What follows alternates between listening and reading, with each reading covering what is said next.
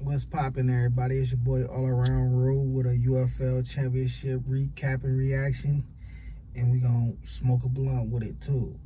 Um, Defenders versus Michigan UFL championship, man. I said in the beginning, and I said it on Twitter. If the Defenders can play a physical brand of football, they was gonna beat Michigan. My initial thought was they can't or they couldn't play that physical brand of football that they like playing against Michigan. Michigan dominated the Defenders in both regular season games they played. It was kind of hard for me to go with the Defenders based on that, but from the game they came out and they was physical. Jordan Ta'amu played a spectacular game. He definitely made up for 2023 against the Renegades.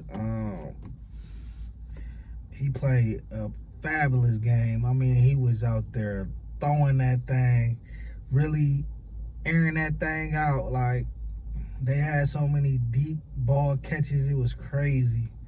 Bryce Perkins, the MVP, he definitely played like the MVP, but Michigan, they beat themselves.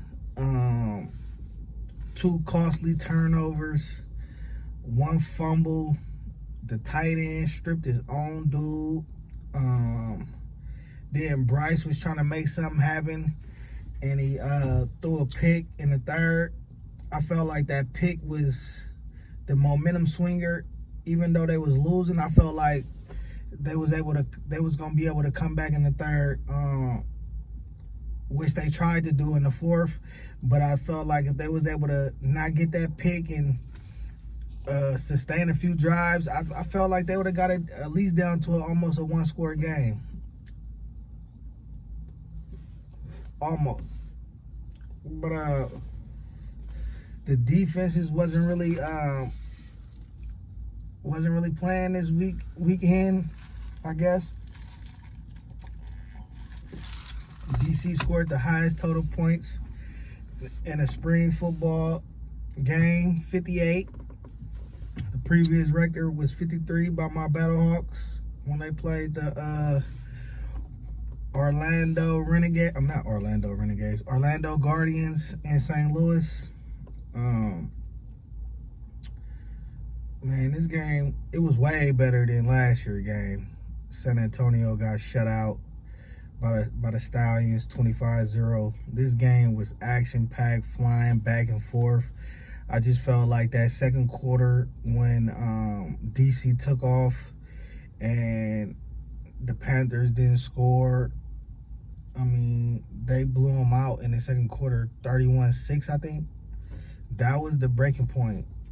And then the enter by Bryce in the third. But yeah, DC was clicking on offense. Fred Keiss was in the booth talking about he wasn't gonna let up. He wasn't gonna let his foot off their throat, and he didn't.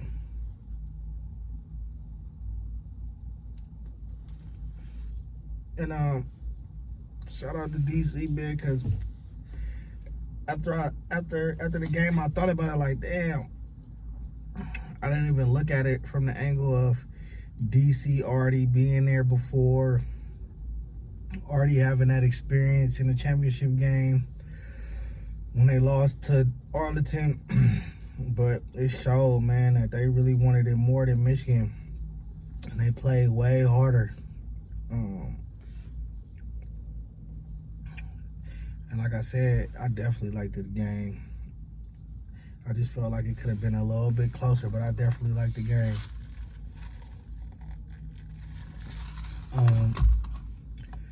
As far as the off season, I'm gonna be dropping 2 videos a week.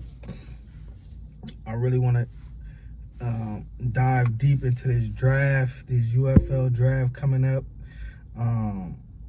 Seth Hennigan and Brady Cook is the top quarterbacks in the UDFA class this year. It's really like, to me, it's them two and then it's everybody else. It's a few other guys that I like, but I feel like these two right here, these two liable to stick with an NFL team. I feel like they both got shots to land in the practice squad roster spot, but they should be top priority for one of these UFL teams. I'm gonna come out with my top 10 UDFAs probably like next week.